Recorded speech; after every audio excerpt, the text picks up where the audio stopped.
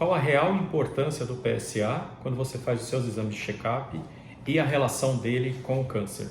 Seja muito bem-vindo a esse canal, meu nome é Rodrigo Fogassi, eu sou médico oncologista, especialista no tratamento de cânceres urológicos, próstata, bexiga, rins, entre outros. Bom, muita gente me pergunta a respeito do PSA, que vai no urologista, faz os exames de PSA, fica muitas vezes na dúvida, porque o PSA ele, muitas vezes está oscilando, e será que isso é ou não relacionado ao câncer? Para nós, oncologistas clínicos, chegam muitos pacientes com a doença já muito avançada. Então a gente precisa atuar lá no começo, quando a doença ainda está nas mãos do urologista, do cirurgião. Isso por quê? Vamos falar um pouquinho sobre o PSA. O que é o PSA? O PSA ele é uma proteína, como se fosse o colesterol. É uma substância que está circulando no nosso corpo. Ela é produzida, o PSA é produzido pelas células da próstata. E ele é muito bom para o nosso corpo, na verdade. Para a gente ter ideia, o PSA ele é responsável pela coagulação, pela anticoagulação, no caso, do sêmen. Se o nosso sêmen ele não tivesse o PSA, ele seria sólido, ele não seria líquido. Então, realmente, ele é importante.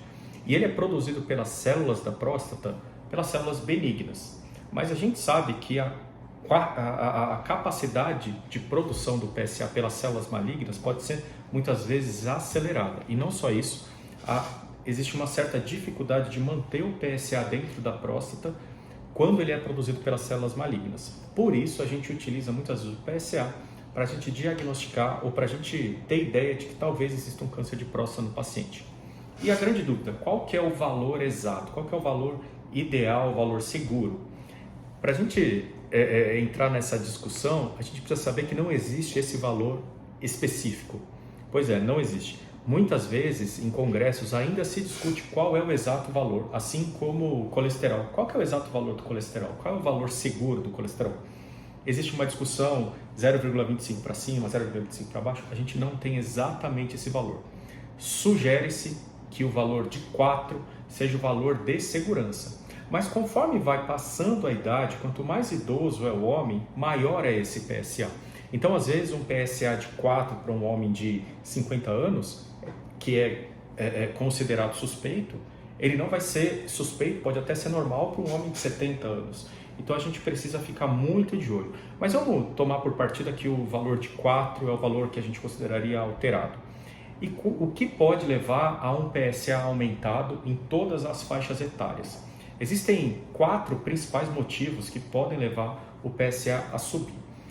E, graças a Deus, para tranquilizar todos, o principal motivo é uma doença benigna, que chama hiperplasia benigna da próstata, que é quando a próstata, conforme ela vai sendo exposta ao hormônio masculino, que nós todos temos, a testosterona, essa próstata ela começa a ir aumentando de tamanho, e em pessoas mais idosas, que já foram expostas por muitos anos à testosterona, a próstata vai ser maior.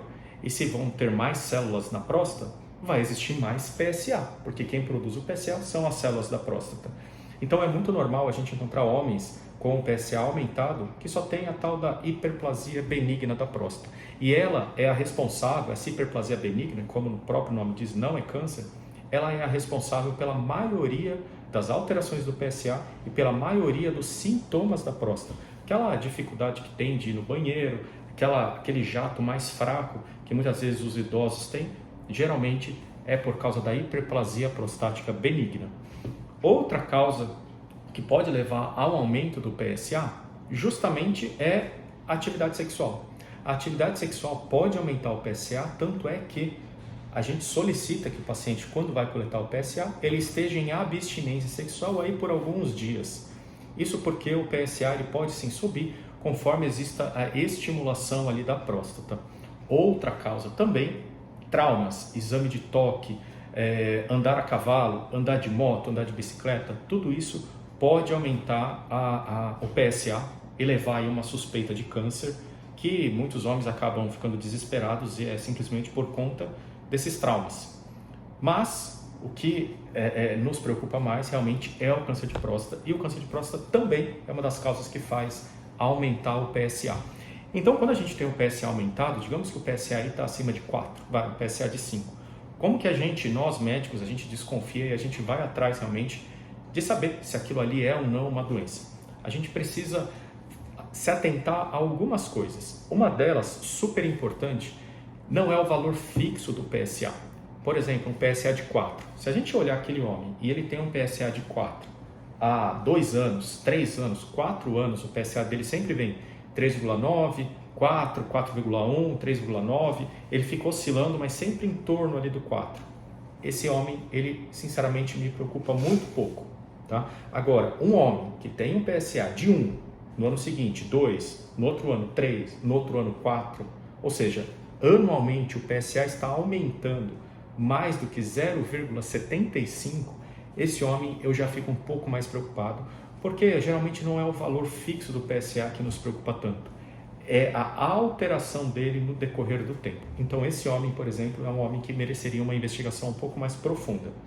Outra coisa que a gente também tem que olhar é a taxa do PSA livre em comparação com o PSA total. Existe uma certa porcentagem entre o PSA livre e o PSA total. Eu sei que isso é muito técnico, mas vale a pena, se você tem essa dúvida, conversar com o seu médico, que quanto mais baixa essa relação, PSA livre dividido pelo PSA total, a gente pode usar até em porcentagem, quanto mais perto do 10, por exemplo, 10%, maior a chance da gente estar falando a respeito de um câncer de próstata e não de uma hiperplasia prostática benigna, que é a principal causa.